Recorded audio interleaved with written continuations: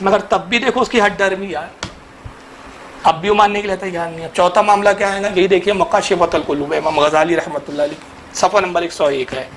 امام غزالی رحمۃ اللہ علیہ مکاشفۃ القلوب میں نقل کرتے ہیں کہ 1,00,000 سال جہنم میں جلایا جائے گا ابلیس کو، 1,00,000 سال جہنم میں چلا جائے گا، 1,00,000 سال جہنم میں جلایا جائے گا، پھر 1,00,000 سال جہنم میں جلانے کے بعد جہنم سے نکالا جائے گا۔ اللہ فرمائے گا عذاب کو کیسے پایا؟ کہیں گا بڑا سخت۔ اللہ فرمائے گا کہ پوری جہنم میں جتنے جہنمیوں پہ عذاب ہے سب سے زیادہ شدید عذاب تجھ پر ہے، اس لیے کہ سب کے گناہوں کا باعث، سب کے گناہوں کا سبب تو تنہا ہے، اس لیے سب کا مجموعی عذاب بھی تجھ پر ہے، اس لیے سخت عذاب ہے۔ تو ابلیس کہیں گا پروردگار میں تیری پناہ چاہتا ہوں، کیا تو میرے ان سجدوں کو نہیں دیکھیں گا جو 90 کروڑ سال میں نے تیری بارگاہ میں کی، تجھے سجدے کی، مولا اس عذاب سے نجات دے۔ اللہ فرمائے گا اب بھی میں بخشنے کے لیے تیار ہوں، کتنا غفور رحیم ہے، اب بھی بخشنے کے لیے تیار ہوں۔ اے ابلیس شرط یہ ہے کہ آدم جنت میں ہے، جا جنت الفردوس میں آدم کو سجدہ کر دے۔ سجدے پر ہی بات ہو رہی ہے پوری، مگر اس وقت بھی وہ کیا کہیں گے؟ چوتھی بار ہو رہا ہے، تو اس وقت بھی کیا کہیں گا؟ اب یہ تو چوتھی میں نے روایت کے اعتبار سے کہا، اب امام غزالی کا میں ایک جملہ آگے پڑھوں گا آپ کے سامنے تو آپ پھر انداز ہی نہیں لگا دے کتنے موقع ملیں گے اس کو، موقعوں پہ موقع ہے۔ پھر تو جب اللہ تعالیٰ کہیں گا جب آدم کو سجدہ کر، جنت میں موجود ہے، تو وہ کہیں گا کہ پروردگار جب آدم تنہا تھے تب سجدہ نہ کیا، اب تو جنت میں سارے اولاد آدم بھری پڑی ہے، سب کے سامنے سجدہ کر کے رسوا ہو جاؤ، پھر جہنم میں ڈالا جائے گا۔ اب امام غزالی کہتے ہیں ہر 1,00,000 سال کے بعد نکالا جاتا رہے گا، یہی کہا جائے گا، اور ہر 1,00,000 سال کے بعد اس کا جواب یہی ہوگا۔ یہاں ایک بات پتہ چلتی ہے، اس روایت کو جب میں پڑھ رہا تھا تو ایک بات میرے ذہن میں آئی کہ نبی کی گستاخی وہ جرم عظیم ہے، وہ جرم عظیم ہے، اتنا بڑا جرم ہے نبی کی گستاخی کہ اللہ عقل کو ایسے سلب کر لیتا ہے کہ آدمی تکلیفیں برداشت کرتا ہے، عذاب برداشت کرتا ہے، مگر توبہ کی توفیق نہیں ملتی۔ اتنا بڑا جرم عظیم ہے کہ عقل ہی نہیں آ رہی اس کو، عذاب چکھنے کے لیے تیار ہے مگر عقل اس کو نہیں آ رہی۔ تو بہرحال موضوع جو ہمارا یہ ہے کہ کیا سجدہ تعظیم شرک ہے؟ اگر شرک ہوتا تو اللہ تعالیٰ ابلیس کو بار بار نہیں کہتا، فرشتوں سے سجدہ نہیں کروایا جاتا، اور سجدہ جس نے نہ کیا اس کو لعنتی قرار نہیں دیا جاتا۔ بھائی قرآن عظیم کی ایک دوسری اور دلیل دیکھ لیں، پارہ نمبر 12 سورہ یوسف ہے، آیت نمبر 4۔ اللہ فرماتا اس قال یوسف لابیہ یا ابت انی رأیت احد عشر کوکبا والشمس والقمر رأیتهم لی ساجدین۔ اللہ فرماتا اور یاد کرو اے میرے محبوب، یاد کرو جب یوسف نے اپنے والد یعقوب سے کہا کہ اے میرے باپ میں نے 11 ستارے، سورج اور چاند کو دیکھا کہ وہ مجھے سجدہ کر رہے ہیں۔ یہ سورہ یوسف میں قرآن میں اللہ نے بیان کیا۔ تو ہر سجدہ اگر شرک ہے تو کیا شرک کا بیان ہو رہا ہے؟ اللہ تعالیٰ اپنے نبی کے شرک کے عمل کو بیان کر رہا ہے کہ معاذ اللہ، کہتا ہے کہ محبوب یاد کیجئے، اور یاد کس کو کروایا جا رہا ہے؟ یعنی جب یوسف نے خواب دیکھا اپنے باپ کو بیان کیا تو محبوب آپ کا نور یہ سب دیکھ رہا تھا، یاد کیجئے اس واقعے کو کہ جب یوسف نے اپنے والد یعقوب سے کہا کہ میرے باپ میں نے دیکھا کہ 11 ستارے ہیں، سورج ہے، چاند ہے، اور وہ مجھے سجدہ کر رہے ہیں۔ بعد میں کیا ہوا کہ یوسف علیہ السلام کے جو 11 بھائی تھے حسد میں مبتلا ہوئے، طویل داستان ہے، سورہ یوسف آپ پڑھیں اس میں ساری تفصیلات ہیں۔ حسد کی وجہ سے، کیونکہ حضرت یعقوب یوسف علیہ السلام سے بڑی محبت کرتے تھے، حسین بھی تھے، عقل مند بھی تھے، اور ذی علم بھی تھے حضرت یوسف علیہ السلام، چونکہ نبی تھے۔ نتیجہ یہ ہوا کہ بھائیوں نے حسد کی بنیاد پر بہانے سے لے گئے کہ سیر و تفریح کے لیے لے جا رہے جنگل، اور غلام بنا کر بیچ دیا، مصر میں بیچے گئے، پھر کچھ قید کی صحبتیں اور تکلیفیں برداشت کی، المختصر یہ کہ مصر کے بادشاہ بنے۔ یہ تفصیلات ہیں۔ مصر کے جب بادشاہ بن گئے، حضرت یوسف علیہ السلام نے اپنے والد اور اپنے بھائیوں کو اور اپنی ماں کو بلوایا۔ باپ نے، بھائیوں نے، ماں نے حضرت یوسف کو پہچان لیا، ایک دوسرے سے بغل گیر ہوئے، اور بڑے عرصے کے بعد جب ملاقاتیں ہوئی تو مطلب آنکھوں میں آنسو تھے، ایک جو معاملات ہوتے ہیں۔ اس کے بعد حضرت یوسف علیہ السلام تخت پر بیٹھے، اور پھر اللہ کی طرف سے حکم ہوا کہ یوسف اب تم اپنی شان و عظمت کا اظہار کرو کہ ہم نے تمہیں کیسی عظمتوں سے نوازا۔ تو اپنے باپ یعقوب سے کہو کہ وہ تمہیں سجدہ کرے، اپنی ماں سے کہو کہ سجدہ کرے۔ تو 11 بھائیوں نے، حضرت یعقوب نے اور آپ کی والدہ نے جب سجدہ کیا تو اس کا ذکر قرآن پھر یوں بیان کرتا ہے کہ جب یہ سجدے میں گئے تو پارہ نمبر 13 سورہ یوسف آیت نمبر 100 میں اللہ ارشاد فرماتا ہے وَخَرُّوا لَهُ سُجَّدًا وَقَالَ يَا أَبَتِ هَذَا تَأْوِيلُ رُؤْيَايَ مِن قَبْلُ قَدْ جَعَلَهَا رَبِّي حَقًّا، اور سب اس کے لیے سجدے میں گئے، سب کے سب یعنی آدم، حضرت یوسف کے والد، والدہ، بھائی سب سجدے میں گئے۔ تو یوسف نے کہا، حضرت یعقوب سے کہا کہ اے میرے باپ، یہ میرے خواب کی تعبیر ہے۔ وہ جو خواب بچپن میں دیکھا تھا کہ 11 ستارے مجھے سجدہ کر رہے ہیں، تو 11 ستاروں سے کیا اس کی تعبیر کا کیا مراد ہے؟ یہ 11 بھائی۔ سورج سجدہ کر رہا ہے تو سورج سے مراد آپ کی ذات، اور چاند سجدہ کر رہا ہے، چاند سے مراد والدہ۔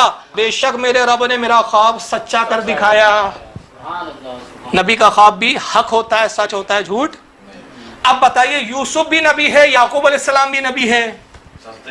ایک سجدہ کروا رہا ہے، ایک نبی کروا رہا ہے، دوسرا نبی کر رہا ہے، تو کیا معاذ اللہ یہ دونوں نبی مشرک ہو گئے کہ جو سجدہ کروا رہا ہے وہ بھی مشرک، جو سجدہ کر رہا ہے وہ بھی مشرک؟ تو یہ سجدہ کون سا ہے؟ تعظیم کا، عبادت کا سجدہ۔ اگر صرف ایک ہی سجدے کی آپ کوالٹی مان کے چلے، ایک ہی قسم مان کے چلے، تو پھر یہ نبی بھی معاذ اللہ نعوذ باللہ ان کے فتووں سے پھر خارج نہیں ہو سکتے، ان کے فتووں کی زرد میں ہے پھر۔ تو پھر کیا یہاں یوسف علیہ السلام پر بھی الزام لگاؤں گے کہ یعقوب کو سجدہ کرا کے شرک کروایا؟ خود یعقوب علیہ السلام نبی ہے، ان پر الزام لگایا جائے گا کہ وہ یوسف کو سجدہ کر کے یوسف پچوا ہو گئے؟ یوسف پچوا کہوں گے ان کو؟ اور پھر یہ کس کے حکم کے تحت ہوا؟ اللہ نے حکم دیا کہ یوسف یہ کرواؤ آپ ان سے، تاکہ تمہارے خواب کی تعبیر پوری ہو جائے۔ جو خواب دیکھا تھا وہ تو خواب تھا، اب حقیقت میں بھی وہ خواب کی تعبیر سب کے سامنے نظر آ جائے۔ تو پتہ چلا کہ ہر سجدہ تعظیم جو ہوتا ہے وہ شرک نہیں ہوتا، اس کی بھی قسمیں ہوتی ہے۔ پھر آئیے حضرت ابراہیم علیہ السلام کا زمانہ دیکھیں، جناب ابراہیم کو حکم ہوا کہ اپنے بیٹے اسماعیل کے ساتھ خانہ کعبہ کی تعمیر کرے۔ حضرت ابراہیم نے کعبے کی تعمیر شروع کی۔ جب کعبے کی دیواریں بلند ہو گئی، ہاتھ وہاں تک نہیں پہنچ رہا تھا، اپنے بیٹے اسماعیل سے کہا بیٹا اسماعیل ایک پتھر لے آؤ تاکہ اس پہ کھڑے ہو کے میں کعبے کی دیواروں کو بلند کروں، کہ میں چاہتا ہوں کہ اللہ کا گھر دوسرے گھروں سے بلند ہو، امتیاز ہو جائے۔ اسماعیل علیہ السلام ایک پتھر کو لائے اور حضرت ابراہیم علیہ السلام اس پتھر پہ سوار ہو گئے، اور پھر آپ نے کعبے کی بقیہ تعمیر فرمائی۔ اور بعض روایتوں میں یہ آیا کہ وہ پتھر میں حضرت ابراہیم کے کھڑے ہونے سے یہ تاثیر ہو گئی کہ حضرت ابراہیم علیہ السلام پتھر پہ کھڑے ہوتے، اور جب آپ کا ارادہ ہوتا کہ اس طرف میں دیوار تعمیر کرو تو پتھر خود بخود اس طرف چلا جاتا۔ یعنی حضرت ابراہیم کے دل کے ارادوں کو اور ان کے مقصد کو بھی سمجھ رہا ہے پتھر۔ اور یہ شرب اور یہ عقل اس میں کہاں سے آ گئی؟ حضرت ابراہیم نبی کے قدم سے مس ہونے کی وجہ سے۔ اب بہت عرصے تک حضرت ابراہیم اس پتھر پہ کھڑے ہو کے تعمیر کرتے رہے، نتیجہ کیا ہوا؟ پتھر پہ حضرت ابراہیم علیہ السلام کے قدم کے نشان ثابت ہو گئے، موم کی طرح پتھر نرم ہو گیا، اور حضرت ابراہیم کے کچھ پیر اس میں اندر دھس گئے تھے، آج بھی وہ نشان موجود ہے۔ اب تعمیر کعبہ ہو گئی مکمل۔ اب یہاں ایک نقطہ سنیں، جب آپ مکان بناتے ہیں تو بہت سارے پتھر نکلتے ہیں، پتھر نکلتے ہیں نا، ڈھیر لگ جاتا ہے، جس کو کیا بولتے ہیں؟ ملبہ۔ آپ کیا کرتے ہیں اس ملبے کو؟ مولانا کے بھی اگر گھر کا اجرا بن رہا ہے تو آپ وہ ملبے کو کیا لوگ لے جاتے ہیں کہ یہ بہت تبرک ہے، لے جاؤ، پھینک دیتے ہیں نا۔ حضرت ابراہیم نے بھی وہی کیا۔ اب سارے جو فضول کعبے کی تعمیر میں جو پتھر لگنے تھے لگ گئے، اب جو نہیں لگ پائے چلو ہٹاؤ، صاف کرو کچرا۔ تو اللہ نے فرمایا کہ اے ابراہیم سارے پتھر پھینکے جائیں گے، مگر وہ پتھر نہیں پھینکا جائے گا جس پہ آپ کے قدم نازمین لگ گئے ہیں۔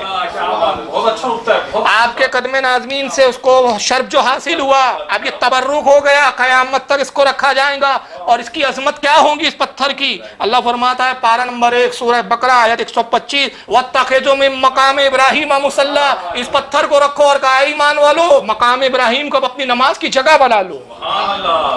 یہ اس کی تعظیم ہے کہ وہاں نماز، اور دیکھا ہوگا بھائی صاحب آپ گئے ہیں ماشاءاللہ، اس جگہ نماز پڑھنے کے لیے دھکا دھکی ہوتی ہے، ہر کسی کی خواہش ہوتی ہے کہ میں وہاں 2 رکعت کم سے کم نماز ادا کر لوں۔ تو ہر پتھر کے سامنے تو لوگ نماز نہیں پڑھ رہے، اس پتھر ہی کے سامنے کیوں؟ اور جتنے کہ وہابی بھی پڑھ رہے ہیں تو پھر میں کہہ دوں پتھر پجوا بھائی قبر پہ جھک گیا بیچارہ کوئی، ہم پھر کہہ رہے حرام ہے۔ میں کہا شرک تو نہ بولو یار، ہم حرام کے قائل ہے، شرک کے قائل پھر میں درس کر دوں، غلط فہمی نہ ہو۔ جس کا حکم جہاں تھا کہ وہیں تک رکھو، حد سے آگے مت بڑھو۔ قوم کو مشرک بول کے اپنی دال روٹیاں مت چلاؤ، دال روٹی نہیں بریانی اور بوٹی چلا رہے ہیں یہ لوگ، نج کے ٹکڑے کھانے کے لیے قوم کو مشرک مت بناؤ۔ جو حد ہے وہاں تک رہو، حد سے آگے مت بڑھو، اللہ کو حد سے بڑھنے والے پسند نہیں ہیں۔ تو اس پتھر کو اللہ نے کیا فرمایا؟ یہ نہیں کہا چومنے کی جگہ بناؤ، چومنے سے بڑھ کر کہا مصلی عبادت کی جگہ بناؤ۔ اب یہاں عبادت کرو، پتھر سامنے ہے، اب ذرا بتائیے اس پتھر کے بارے میں آپ کیا کر رہے ہیں؟ اس کی تعظیم ہی ہو رہی ہے نا، نماز وہاں جو پڑھ، نماز اللہ کی ہے، عبادت کس کی ہو رہی ہے، لیکن تعظیم کس کی ہو رہی ہے؟ پتھر کی۔ فرق ہے نا؟ تو عبادت اللہ کی جاتی ہے، اور جو اللہ سے منسوب یا نبیوں سے منسوب جو چیزیں ہوتی ہیں اس کی تعظیم کی جاتی ہے۔ تو ہم قبروں کی تعظیم کرتے ہیں، عبادت نہیں کرتے، عبادت اللہ کی کرتے ہیں، تعظیم تو کرتے ہیں ہم۔ اچھا، اب اس پتھر کے سامنے جب آپ نماز پڑھ رہے تو کیفیت کیا ہے ذرا بتائیے؟ اب بھائی ہاتھ باندھتے نا، اب چاہے اہل حدیث ہو تو یہاں باندھے، اور حنفی ہو تو ناف کے نیچے ناف پر باندھے، یا مالکی ہو تو ادب سے یوں کھڑا ہو جائے، اور شافعی ہو تو سینے کے نیچے باندھے کئی بھی ہاتھ۔ اب یہ ہاتھ باندھ کے آپ کھڑے ہیں پتھر کے سامنے، تو یہ پجوا نہیں ہے؟ جب قبر کے سامنے ایسے کھڑے ہو گئے تو کہتے ہیں یہ تو یار تعظیمی حلال نہیں ہے، قبر کے سامنے آپ اس طرح کی حیت میں کیوں کھڑے ہو؟ اور پھر عبادت جو ہے وہ اللہ کی عین جو عبادت ہے وہ نماز ہے، اور اس کی ضد کیا ہے؟ شرک۔ تو پتھر کے سامنے اگر ہاتھ باندھ کے آپ کھڑے ہیں، پھر اسی پتھر کے سامنے آپ سجدہ کر رہے ہیں، تو پھر یہاں قبر پجوا کی کہہ رہے ہو تو یہاں پھر پتھر پجوا کیوں نہیں کہتے ہو پھر آپ؟ تو سوال کیا پھر پیدا ہوتا ہے؟ تو یہاں پھر وہابی ایک جواب دیں گے آپ کو، کہیں گے دیکھیے صاحب، اصل میں معاملہ کیا ہے کہ وہ پتھر کی جو ہے وہ اللہ کا حکم ہے کہ اس کی عزت کرو، کہ یہاں قدم کے نشان ہے، پتھر کی ہم عبادت نہیں کر رہے ہیں، نیت اللہ کی عبادت کی ہے، یہ جواب آئے گا۔ اور ایک اور میں بات بتا دوں، آپ مساجدوں میں ہوتے ہیں تو مسجدوں میں بھی آپ نے دیکھا ہوگا کہ معاملہ کیا ہوتا ہے، سامنے کی جو صف ہے، جب آپ سجدے میں جاتے ہیں تو سامنے والے کا پیر آپ کے سامنے ہوتا ہے، اور آپ کا پیر آپ کے پیچھے والے کے، تو آپ کیا وہ پیر کو سجدہ کر رہے ہیں یا اس شخص کو سجدہ کر رہے ہیں؟ پہلی صف والا کیا امام کو سجدہ کر رہا ہے، دوسری صف والا کیا پہلی صف والوں کو سجدہ کر رہا ہے؟ حالانکہ سر کہاں ہے؟ پیروں میں ہے، سامنے والے کے پیروں میں آپ کا سر رکھا ہوا ہے۔ بعض اوقات اتنے قریب ہوتے جب بھیڑ ہوتی ہے کہ سجدے سے اٹھو تو سامنے والے کا پیر اور کمر بھی لگ جاتی ہے، اتنا چپک کے بھی نماز پڑھنی پڑتی ہے۔ تو کیا سامنے والی کی آپ عبادت کر رہے ہیں، یا نہ عبادت کر رہے ہیں نہ تعظیم کر رہے ہیں؟ حالانکہ دیکھنے والا ظاہراً یہی سمجھے گا کہ بھائی آپ اس کو سجدہ کر رہے ہیں، لیکن کہیں گے نہیں صاحب ہم اس کو سجدہ نہیں کر رہے، سجدہ اللہ کو ہو رہا ہے۔ وجہ کیا ہے؟ قرآن حدیث پاک ہے، صحیح بخاری کتاب بد الوحی، باب کیف کان بد الوحی الی رسول اللہ صلی اللہ علیہ وسلم، حدیث نمبر 1، بخاری کی پہلی حدیث ہے یہ۔ جیسے بخاری کا آپ پہلا صفحہ کھولیں گے تو یہ پہلی حدیث ہے، صحیح بخاری ہے، دیکھ لیں آپ، یہ ہے صحیح بخاری۔ اس جیسے کھولے پہلی حدیث ہے یہ بخاری کی، اور پہلی حدیث کیا ہے؟ ان علقمہ ابن وقاص اللیشیہ یقول، حضرت علقمہ بن وقاص لیشی رضی اللہ تعالیٰ عنہ روایت کرتے ہوئے کہتے ہیں، سمعت عمر بن الخطاب رضی اللہ عنہ علی المنبر قال، وہ کہتے ہیں میں نے دیکھا کہ حضرت عمر ابن خطاب، امیر المومنین عمر ابن خطاب رسول اللہ کے ممبر پر ہیں، اور حضور کے ممبر پہ وہ خطبہ دے رہے تھے، کھڑے ہو کر کہہ رہے تھے سمعت رسول اللہ صلی اللہ علیہ وسلم یقول انما الاعمال بالنیات، وہ کہہ رہے تھے کہ لوگوں میں نے رسول اللہ کو یہ کہتے ہوئے سنا کہ اللہ کے نبی نے فرمایا کہ بے شک اعمال کا مدار نیت پر ہے، اعمال کا مدار کائے پر ہے؟ یہ حدیث جان ہے اسلام کی، اعمال کا مدار نیت پر۔ اس کو امام بخاری کے علاوہ امام مسلم نے بھی لایا ہے، حدیث نمبر 820، مسلم شریف حدیث نمبر 4820، امام ابو داؤد نے لایا اس کو حدیث نمبر 2201، امام ترمذی نے اس کو لکھا ہے حدیث نمبر 1647، امام نسائی نے اپنی سنن میں لایا حدیث نمبر 75، امام ابن ماجہ نے اپنی سنن میں لایا حدیث نمبر 4227، امام ابن مبارک نے کتاب الزہد میں لایا حدیث نمبر 188، امام احمد نے مسند احمد میں لایا حدیث نمبر 168، امام بزار نے مسند البزار میں لایا حدیث نمبر 257، امام ابن حبان نے لایا اپنی صحیح میں حدیث نمبر 388، امام ابو نعیم نے حلیۃ الاولیاء جلد 842، امام دارقطنی نے اپنے سنن میں حدیث نمبر 131، امام بہقی نے سنن القبری حدیث نمبر 2254، اور بھی حوالے اتنے، میرے خیال سے 13 حوالے میں نے یہاں بیان کیے۔ تو یہ حدیث نے واضح کیا کہ اصل مدار کس پر ہے عمل کا؟ نیت پر۔ تو اب اگر آپ حضرت مقام ابراہیم کے سامنے سجدہ کر رہے ہیں تو مقام ابراہیم کے اس پتھر کو سجدہ نہیں کر رہے ہیں، بلکہ سجدہ کس کو ہو رہا ہے؟ کیونکہ نیت آپ کی کیا ہے؟ اللہ کو سجدہ کرنے کی۔ بلکہ میں ایک بڑی اہم بات بتا دوں، آپ سرکار مفتی اعظمین رحمۃ اللہ علیہ کی فتاوی مصطفیہ دیکھیں آپ، اس کی جلد نمبر 1 ہے صفحہ 14۔ حضور مفتی اعظم کے زمانے میں کسی نے ایک سوال کیا کہ ہندو یہ اعتراض کرتے ہیں مسلمانوں پہ کہ ہم پتھر کے سامنے جھکتے تو تم ہمیں مشرک کہتے ہو، تو تم بھی کعبے کے پتھروں کے سامنے جھکتے ہو، تو پھر تم مشرک کیوں نہیں؟ تو مفتی اعظم نے کیا جواب دیا؟ ذرا جواب سنیں سرکار مفتی اعظم کا۔ وہ کہتے ہیں کہ اصل میں جو کعبہ ہے، قبلہ ہے، وہ ہمارے لیے ایک سمت ہے، ڈسپلین کے لیے عبادت میں چاہ کے ڈسپلین قائم رہے. ہمارا یہ عقیدہ نہیں ہے کہ کعبۃ اللہ میں ہی اللہ ہے یا اسی سمت میں اللہ ہے. اللہ تو سمتوں سے، جہتوں سے، مکان سے، قید سے، قیود سے پاک ہے. یہ تو ڈسپلین کے لیے. ہم پتھر کو سجدہ نہیں کرتے، اس کی طرف ڈسپلین کے لیے رخ کرتے. اور اگر نعوذ باللہ کسی کا یہ عقیدہ ہو، سنیں غور سے، اگر کسی کا یہ عقیدہ ہو کہ میں کعبے کے پتھر کو سجدہ کر رہا ہوں، وہ کافر ہے. کعبۃ اللہ کے پتھروں کو ہم سجدہ احترام کرتے ہیں کیونکہ کعبۃ اللہ ہے، دوسرے گھر سے ممتاز ہے، اللہ کا گھر ہے. احترام ایک الگ چیز ہے، تعظیم ایک الگ چیز ہے، لیکن سجدہ ایک الگ چیز ہے. زمین آسمان کا فرق ہے. تو یہاں بھی جو مدار ہے وہ کا ہے؟ نیت کا.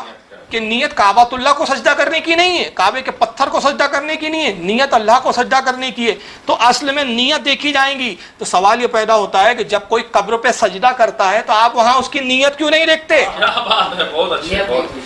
جب وہ بندہ کہتا ہے کہ میں تعظیم کا سجدہ کر رہا ہوں، تب بھی آپ اس کی نیت نہ دیکھ کے فتوے لگا دیتے ہو. آپ یہاں بھی تو دیکھو، شرک کے معاملے میں تو نیت مان لی جائیں گی کہ شرک کے مقابل ہو جب کہہ رہا ہے کہ تعظیم کا سجدہ ہے، لیکن چونکہ تعظیم حرام ہے تو وہاں اعتبار نہیں ہے، تو حرام کا حکم ہم لگائیں گے لیکن شرک کا حکم نہیں لگائیں گے. اور نتیجہ یہی ہوا کہ جب یہ نیت کا جو معاملہ ہے، اگر اس کو نظر انداز کر دیا جائے، نیت نہ پوچھی جائے، بس آپ نے وہ کیفیت دیکھی اور دھاڑ سے فتویٰ لگایا.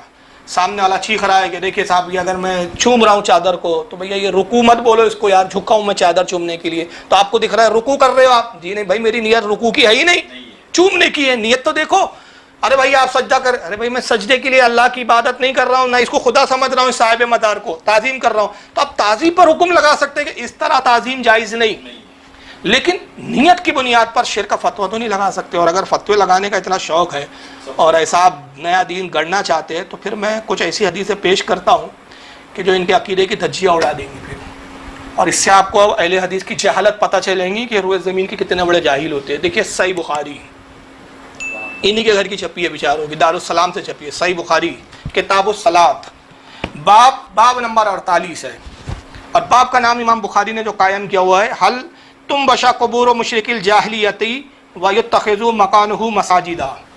اس کا مطلب یہ ہوتا ہے کہ کیا جہالت کے دور کے مشرکوں کی قبریں کھود کر ان جگہوں پر مسجدیں بنا لی جائے. یہ ایک باب قائم کیا ہے. پھر اللہ کے رسول کی حدیث لکھتے ہیں امام بخاری، کہتے ہیں لقول النبی صلی اللہ علیہ وسلم لعن اللہ یہود اتخذوا قبور انبیائہم مساجدہ.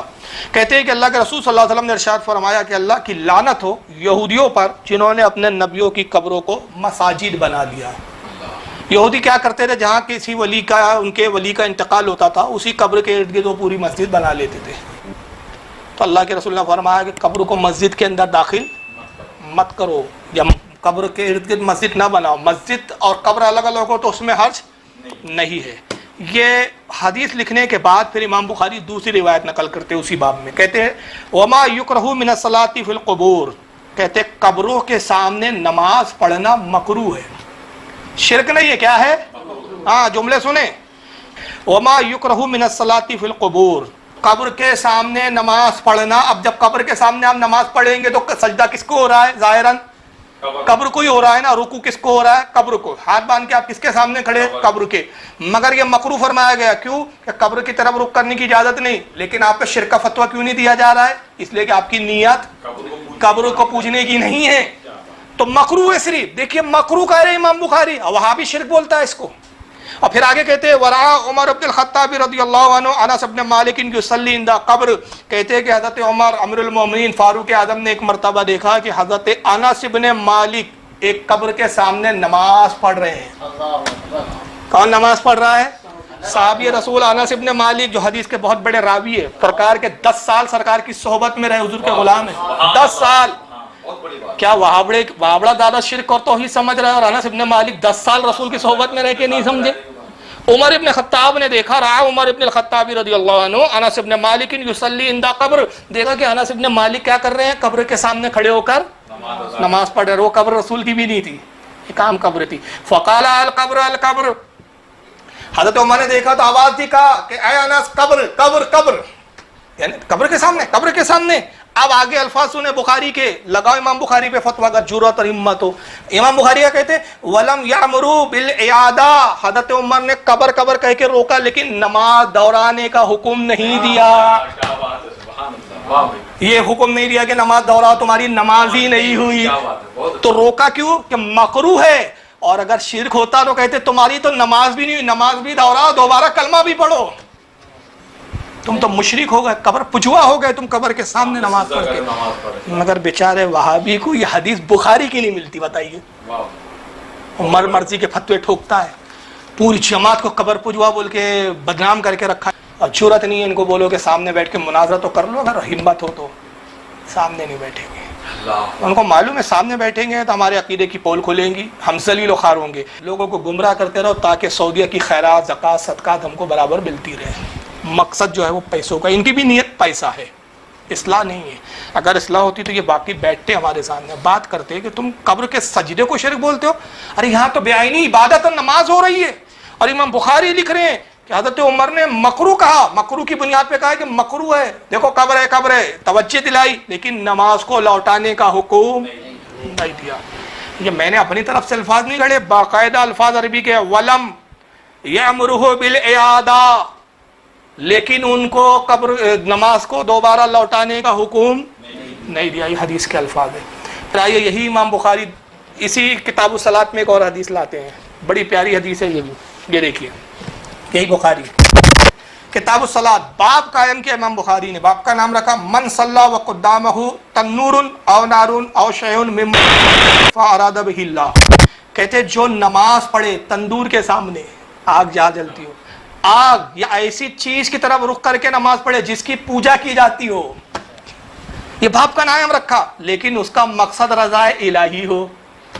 کہتے ہیں نماز کہاں پڑھے؟ وہ آگ کے سامنے، آگ کی پوجا ہوتی ہے، اس کو لوگ ایشور بھگوان سمجھتے ہیں. ایسی شے، اب شے میں بدھ بھی آ گیا، پتھر بھی آ گئے، درخت بھی آ گئے، وہ ساری چیزیں جس کی عبادت کی جاتی ہے، ان چیزوں کے سامنے وہ عبادت کر رہا ہو کوئی شخص، تب بھی وہ جائز ہے. کیوں کہ اس کا مقصد ان کی پوجا نہیں بلکہ کیا ہے؟ مقصد رضا الہی. اصل مدار کا ہے نیت کا. یہ امام بخاری باب قائم کر رہے ہیں، اور اس باب کے تحت وہ دلیل کے طور پر حدیث کیا لا رہے ہیں؟ وقال الزہری اخبرنی انس بن مالک قال، کہتے ہیں کہ حضرت زہری کہتے ہیں کہ ہمیں خبر دی انس بن مالک رضی اللہ تعالیٰ عنہ نے. اور انس بن مالک کہتے قال النبی صلی اللہ علیہ وسلم اریدت علی النار وانا اصلی. رسول اللہ کہتے ہیں کہ میں نماز پڑھ رہا تھا کہ اسی وقت، اے نماز کے وقت، جہنم میرے سامنے پیش کی گئی اور میں نماز پڑھتا رہا. امام بخاری یہ حدیث لا کے کیا بتا رہے ہیں؟ آگ پوجی جاتی ہے اور رسول آگ کے سامنے سجدہ بھی کر رہے ہیں، رکوع بھی کر رہے ہیں، مگر یہ شرک نہیں ہو رہا ہے. وجہ رضا الہی مقصد ہے، آگ کی پوجا مقصد نہیں ہے. نیت آگ کی پوجا کرنے کی نہیں ہے. تو یہ جو مٹک مٹک کے ان کے مولوی کہتے ہیں نا وابڑوں کے، قبر پوجوا، ہندو جائے تو کافر، یہ جو نوٹنکی کرتے ہو، تمہاری اوقات نہیں ہے بیٹھ کے بات کرو. لو یہ بخاری کی حدیث بتا رہی ہے کہ نیت پر دار و مدار ہے. تو اب اگر کوئی قبر کو سجدہ کر رہا ہے اور نیت تعظیم کی ہے تو شرک کا فتویٰ نہیں لگے گا. فتویٰ تب لگے گا کہ اگر وہ کہے کہ ہاں میری نیت عبادت کی تھی. تم کون ہوتے لوگوں کی نیتوں کو دیکھنے والے؟ تم کون ہو تو لوگوں کے دلوں کو چیر کر دیکھنے والے؟ فتوے ظاہر پر لگتے ہیں، دلوں کے نیتوں پر نہیں لگتے. مفتی ظاہر پہ لگائے گا، یہ نیتوں پہ فتویٰ لگانا یہ اللہ کا کام ہے. جب سامنے والا کہہ رہا ہے کہ بھئی یہ تعظیم سے میں نے سجدہ کیا، تب بھی تم کہہ رہے ہو عبادت، تو پھر کیا کہوں گے انس ابن مالک کے بارے میں جو قبر کے سامنے سجدہ کر رہے تھے؟ اور حضرت عمر ان کی نماز لوٹانے تک، کفر اور اسلام تو بہت دور ہے جی، ابھی اس کو شرک کہیں، نماز تک لوٹانے کا حکم نہیں دے رہے جو اس سے ادنا چیز ہے. شرک کا فتویٰ تو بات کی بات ہے. پھر امام بخاری باب قائم کر رہے ہیں کہ اس چیز کے سامنے نماز پڑھنا جس کی پوجا کی جاتی ہو، مگر ارادہ یہ ہے اس کا کہ میں اللہ کی عبادت کر رہا ہوں، تو ارادہ اللہ کی عبادت کا ہے، وہ دیکھا جائے گا. شاید کیا سامنے اس سے کوئی غرض نہیں، نیت دیکھی جائیں گی. تو یہ مسئلہ اس سے ثابت ہوتا ہے کہ اگر کوئی نعوذ باللہ قبر کو سجدہ کرے، ہم ناجائز کہتے ہیں، حرام کہتے ہیں، لیکن اس کو نیت کے بنیاد پر، کہ نیت اس کی تعظیم کی ہے، اس کو شرک نہیں کہتے. لیکن البتہ یہاں بتا دوں کہ محدثین اور مفتیان اکرام یہاں فرماتے کہ ایسی چیزیں وہ خاص بعینی عبادت کے لیے ہی استعمال ہوتی ہے، جیسے مورتی. اب اگر کوئی مورتی کے سامنے تعظیماً بھی سجدہ کرے تو اس کو شرک کا ہی فتویٰ دیا جائے گا. وجہ کیا ہے کہ مورتی کی تعظیم نہیں کی جاتی ہے. شریعت میں مورتی کی تعظیم کا کوئی حق، مطلب حکم موجود ہی نہیں ہے. یعنی کھلا ہوا جس کو شرک بولا جاتا ہے، اس کھلے شرک میں تعویل قبول نہیں کی جاتی. یہی وجہ ہے کہ اعلیٰ فاضل بریلوی نے ایک مستقل رسالہ لکھا ہے اس عنوان کے تحت، اس کو پڑھنا چاہیے وہابیوں نے خاص طور سے. اور اہل سنت و جماعت کا کیا ہے موقف اس کو سمجھنا چاہیے. رسالے کا نام ہے الزبدۃ الزکیہ لتحریم سجود التحیہ. اعلیٰ حضرت نے اس میں یہی ثابت کیا ہے کہ بزرگان دین ہو یا قبر ہو، زندہ ہو یا مردہ ہو. وہابیوں نے بھی زندہ مردہ کی جو تفریق لائی، شریعت میں اسلام کی کوئی تفریق نہیں ہے. جو کام زندہ کے ساتھ شرک ہے وہی کام مردے کے ساتھ شرک ہے، یا جو کام مردے کے ساتھ شرک ہے وہ زندے کے ساتھ شرک ہے. زندہ مردہ کی کوئی تفریق نہیں ہے. تو چاہے قبر کو سجدہ ہو یا کسی پیر کو سجدہ ہو، یہ شریعت اسلامیہ میں حرام ہے، لیکن ناجائز نہیں ہے. لیکن جہاں تک چومنے کا تعلق ہے وہ شریعت میں جائز ہے. لیکن یہاں پھر ایک اعتراض آتا ہے